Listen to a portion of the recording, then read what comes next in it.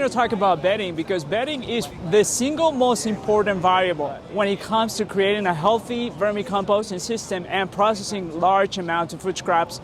The bedding you choose is so important because it should account for at least 70% of the total volume of your vermicomposting system at any given time.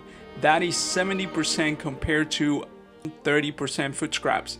That is the optimal ratio for your system to work well and to avoid some of the issues like smells, too much acidity, or too much humidity. When you're choosing a type of bedding, think more about what bedding needs to do. Think about air circulation, think about providing different types of surfaces and habitat for microorganisms, as even more so than the appearance of the substrate. Because oftentimes we gravitate towards a particular type of bedding because we like the texture of it. But besides the texture of it, you also need to think about what are those key functions within my system and how is this particular material impacting those. Last section of this video, I'm going to share with you two interesting and new types of bedding that you can add as part of your vermicomposting system. Let me say thank you, because if you're vermicomposting, that means you actually care about your surrounding ecosystems, and you're trying to minimize the amount of waste and garbage that ends up in the landfills within your area. So folks have different options and different preferences when it comes to bedding. Some folks like the texture of peat moss or coir, and some other folks prefer something rougher like leaves or cardboard. Other folks are shredding paper and cardboard in order to provide bedding for the worms. If you prefer to use something like coir or peat moss, I prefer coir because it's a renewable source. Peat moss, there is a lot of issues in terms of how it's harvested. It's not really a renewable resource, but coir has the same texture and it provides the same function. When you get coir, you also want to make sure that it's been washed at least twice. And usually the packaging said this coir has been washed twice because sometimes when they process it, coir can have quite a bit of sodium or salt, and you don't want to have a very salty substance inside of your worm beds. You want to make sure it's being washed. If you want to be extra cautious, you can wash it yourself. Paper and cardboard are pretty good sources of carbon as well. Especially brown cardboard without any ink or printing on it is usually pretty good. What you want to stay away from is the glossy, very colorful, especially red inks. You don't want to add that to your vermicomposting bin, but straight out brown cardboard is usually pretty good. I use it to some degree. I like adding pieces of it to create air circulation more than anything else. I don't shred it. Usually the humidity within the bin is going to soak in and it's going to eventually disintegrate it. So it's actually a nice buffer for humidity. Adding big chunks of cardboard, I usually put them on top to kind of keep the humidity level inside of the bin relatively stable. So when you think about bedding, you want to think about structure. Think about creating the infrastructure of the city where your worms are going to live. The leaves provide a lot of different textures, a lot of different surfaces, and almost different levels because the way they space against one another, they provide the ideal structure for a very diverse, rich, interesting habitat for your worms. The leaves are also the natural bedding that worms tend to look for or gravitate towards when they are out in the wild. So when you go into the woodlands, usually you will find worms in the leaf litter because it provides the ideal ecosystem. Trees invest a lot of energy in putting out foliage and building their leaves. So those leaves have a lot of nutrients, a lot of trace minerals, a lot of carbon and different chemical compounds that went in to create that cellular structure.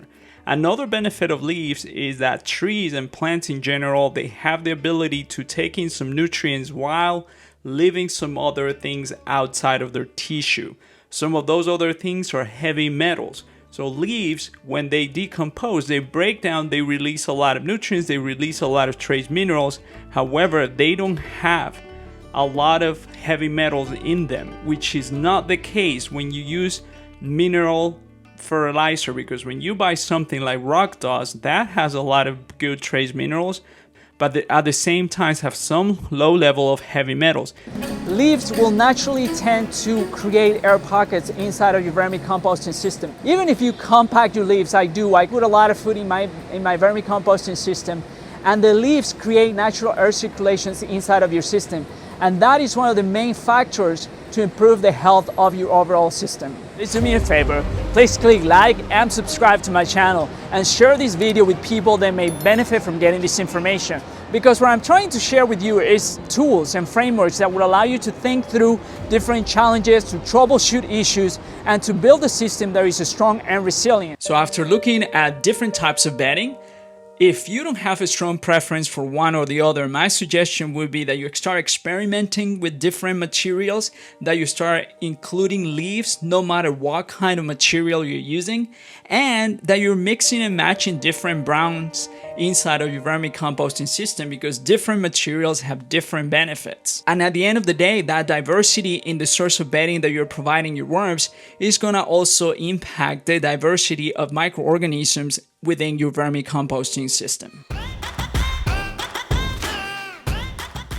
When it comes to unusual types of bedding, there is two different elements that stand out. One of them is wood chips.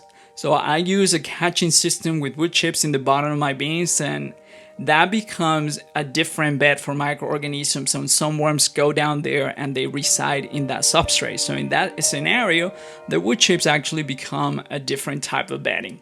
The reason why I would not encourage you to use wood chips as your main source of bedding is because they're going to take years to break down, so you're never going to have that easy to dissolve and manage vermicompost at the end of the operation, because it's really going to take several years for those wood chips to fully decompose.